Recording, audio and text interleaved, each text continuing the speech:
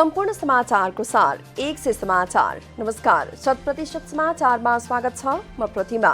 सुरु गरौं 100% समाचार। कानून मन्त्री डाक्टर शिवमाया तुङबा हाङफेद्वारा प्रतिनिधि सभाको बैठकमा संविधान संशोधन प्रस्ताव पेश। लिम्पियाधुरा, कालापानी र लिपुलेक लगायतका भूभाग समेटिएको नेपालको अध्यावधिक नक्सा अनुसूची 3 मा उल्लेख गरिएको निशान छापमा राख्नुपर्ने भएकाले संशोधन गर्न लागि सदनलाई जानकारी। संविधान संशोधन विधेयक गत जेठ 9 गते संसद सचिवालयमा गरिएको थियो दर्ता। प्रमुख प्रतिपक्षी नेपाली कांग्रेस राप्रपा लगायतका दलको पनि संशोधनको पक्षमा मतदान गर्ने निर्णय। नक्सा सम्बन्धी संविधान संशोधन गर्ने विषयमा आफूहरूको विरोध नहुने जनता समाजवादी पार्टीको भनाई। संशोधन प्रस्ताव माथि मंगलबारको बैठकबाट कार्यवाही प्रक्रियामा लैजाने संसद सचिवालयद्वारा जानकारी। स्थानीय तहमा स्थापना भएका क्वारेन्टाइनहरूको व्यवस्थापनका लागि संघीय सरकारले आर्थिक सहायता गर्नुपर्ने सांसदहरूको माग। प्रतिनिधि सभाको शून्य समयमा बोल्ने अधिकांश सांसदहरू कोरोनाबाट ज्यान गुमाउने भन्दा 10 गुणा बढी आत्महत्या गर्नेको संख्या रहेको प्रति सरकारको ध्यानाकर्षण। लकडाउनका कारण जनजीवन कष्टकर बनेको तर्फ पनि सांसदहरूद्वारा सरकारको ध्यानाकर्षण। संक्रमणको जोखिमलाई विश्लेषण गरी लकडाउनको मोडालिटी परिवर्तन गर्नुपर्नेमा सांसदहरूको जोड। मापदण्ड अनुसार निश्चित दूरीलाई कायम गरी आवत जावतलाई खुकुलो बनाई दैनिक जीवन सहज र व्यवस्थित बनाउन सरकारले आग्रह। राष्ट्रियताको सवालमा पक्ष विपक्ष हुँदैन भन्ने कुरा पुष्टि गर्दै संविधान संशोधनको पक्षमा कांग्रेसले गरेको निर्णयको सांसद बीना कुमारी श्रेष्ठद्वारा स्वागत।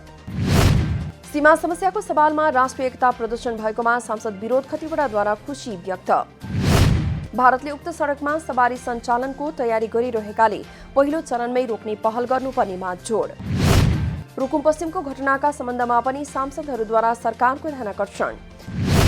रुकुम पश्चिम, रूपन्देही लगायत नेपालका विभिन्न ठाउँमा घटेका घटनाहरू दलित विरुद्ध मात्रै नभई मानवता विरुद्धको अपराध भएको भन्दै दोषीलाई कार्यवाही गर्न माग।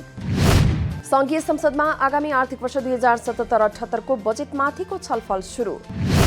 आर्थिक वर्ष 2077-78 को राजस्व र व्ययको वार्षिक अनुमान बजेटमाथि सत्ता पक्ष र विपक्षका सांसदहरूको आआफ्नै तर्क। प्रमुख बजेट महत्वाकांक्षी नरहेको तर लक्ष्य भेट्टाउन चुनौतीपूर्ण रहेको सांसद तथा पूर्व अर्थमन्त्री सुरेन्द्र पाण्डेको भनाई। 7% को आर्थिक वृद्धि दरको लक्ष्य भेट्टाउन सरकारले खर्च गर्ने क्षमता बढाउनुपर्ने सुझाव। समयको माग अनुरूप बजेट आउन नसकेको प्रतिपक्षी दल नेपाली कांग्रेसका सांसदहरूको टिप्पणी। लक्ष्य पूरा हुन मुस्किल पर्ने र कोरोनाले पारेको प्रभाव न्यूनीकरण गर्नेतर्फ सरकारले ध्यान नदिएको आरोप। 7वटा सुझाव प्रस्तुत गर्दै सबै नेपालीलाई स्वयं सम्पत्ति घोषणा गर्न सुविधा दिनुपर्ने पूर्व प्रधानमन्त्री डाक्टर बाबुराम भट्टराईको भनाई। सरकारको स्वार्थ पूरा गर्नका लागि मात्र बजेट केन्द्रित बनेको सांसद राजेन्द्र महतोको आरोप। बजेटमा एमसीसीका योजनाहरू समावेश भएको भन्दै हटाउनुपर्ने सांसदहरूको माग। निर्वाचन क्षेत्र विकास कोषले सांसदहरूलाई लज्जित बनाएको भन्दै सांसदहरूद्वारा सरकारको ध्यानाकर्षण। प्रकृति मैत्री र समाजमुखी विकासको ढाँचालाई बजेटले आत्मसात गर्न नसकेको सत्तारूढ नेकपाका सांसद नारायण काजी श्रेष्ठको भनाई। विश्व कोरोना महामारीसँग जुधिरहेको अवस्थामा आएको बजेटले कोरोनाको प्रभाव र आर्थिक जीवनमा पर्ने प्रभावका विषयमा राहत ल्याउन नसकेको टिप्पणी। अहिलेको परिस्थितिलाई सम्बोधन गरे पनि यसबाट प्राप्त हुने अवसरका लागि भिजन र कमिटमेन्ट नरहेको श्रेष्ठको भनाई। आगामी आर्थिक वर्षको बजेटले रोजगारी सृजना र कृषि क्षेत्रलाई केन्द्रमा राख्न नसकेको जिकिर। स्वास्थ्य क्षेत्रमा महत्वपूर्ण कार्यक्रमहरू आए पनि जनस्वास्थ्यको विषयमा एक शब्द पनि बजेटमा उल्लेख नहुनु दुःखद भएको प्रतिक्रिया। आगामी आर्थिक वर्षमा 7% आर्थिक वृद्धि हासिल गर्न सरकारलाई नेपाली कांग्रेसका सांसद जितेन्द्र नारायण देवको चुनौती। आगामी आर्थिक वर्षमा 7% आर्थिक वृद्धि भए राजनीति नै त्याग्ने सांसद देवको घोषणा। बजेटमा सीमान्तकृत विपन्न र गरिब नागरिकलाई नसमेटिएको भनाई। लकडाउनको कारण आपूर्ति शून्य भएकाले कालोबजारी र बिचौलियाको संख्या बढेको र कृत्रिम अभाव तथा महँगीलाई रोक्ने खालको बजेट नआएको टिप्पणी। कोरोना संक्रमणको जोखिम बढ्दै जाँदा पनि सरकारले 6 अर्ब मात्रै बजेट छुट्याएको भन्दै आपत्ति व्यक्त। पीसीआर परीक्षण गर्न समेत नपुग्ने बजेट आएको उल्लेख गर्दै कोरोना रोकथामका लागि अझै बजेट बढाउनु पर्नेमा जोड।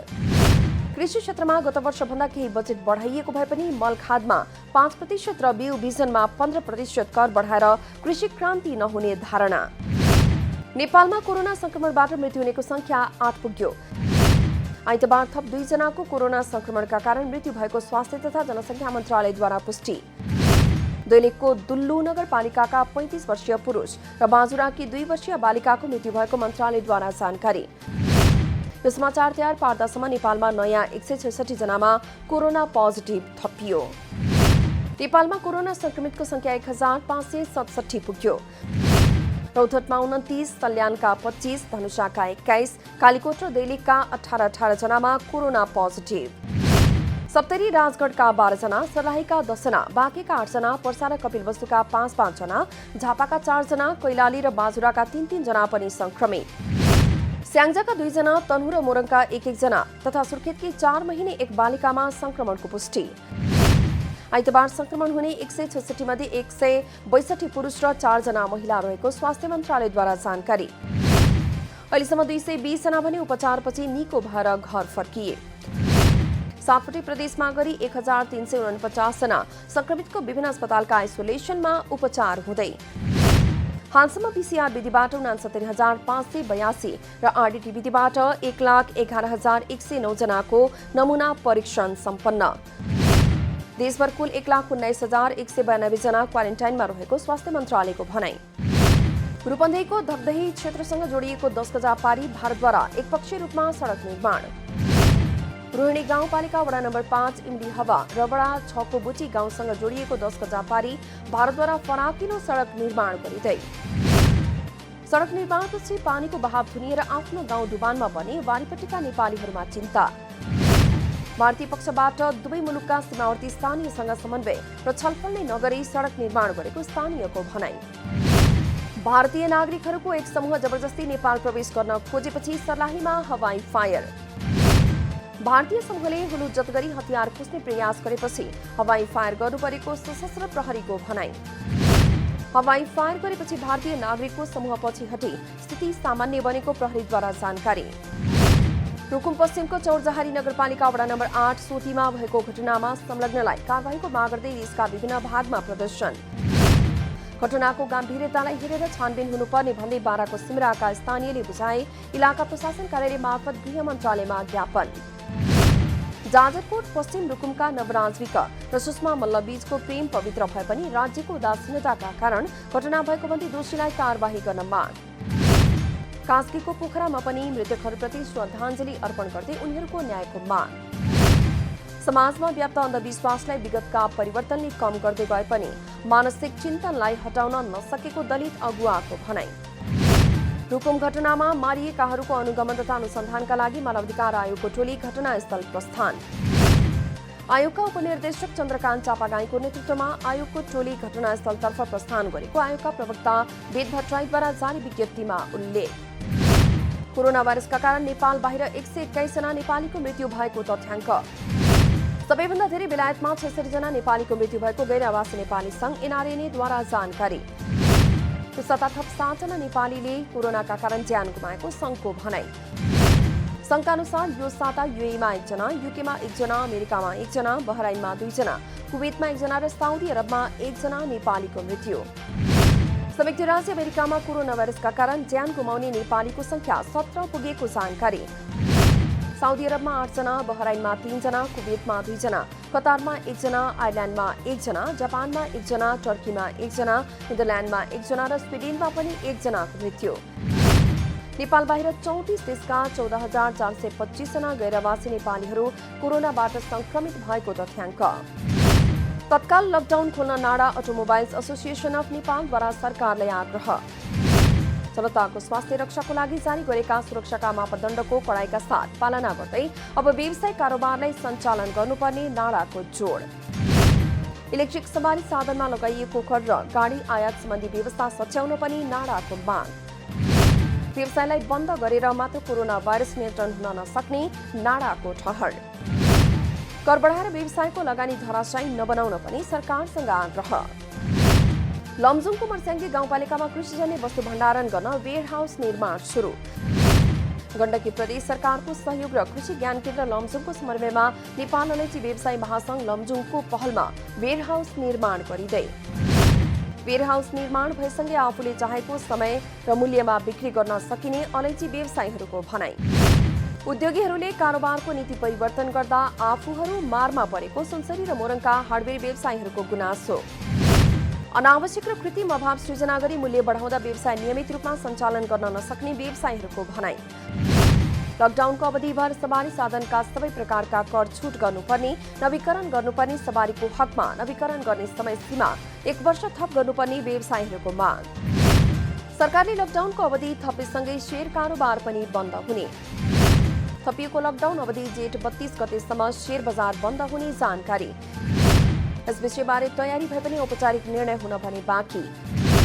नेपाल धितोपत्र बोर्डले लकडाउन अवधिभर बजार बन्द गर्न यसअघि नै निर्देशन दिइसकेको र सञ्चालक समिति बैठक बसेर निर्णय लिइने नेपाल स्टक एक्सचेन्जका प्रमुख कार्यकारी अधिकृत चन्द्रसिंह साउदको भनाई। 46 वर्षीय अश्वेत व्यक्ति जर्ज फ्लोइडको मिनेसोटा राज्यको मिनियापोलिसमा रहेको प्रहरी चौकीमा भएको मृत्युको विरोधमा अमेरिकाका विभिन्न शहरमा प्रदर्शन हिंसात्मक बन्दै गएपछि अमेरिकाका विभिन्न शहरमा कर्फ्यू आदेश जारी। फ्लोइडलाई गत सोमबार प्रहरी अधिकारीले घाँटी थिचेर पक्राउ गर्दै गरेको भिडियो सामाजिक सञ्जाल मार्फत सार्वजनिक भएपछि भएको हो विरोध प्रदर्शन।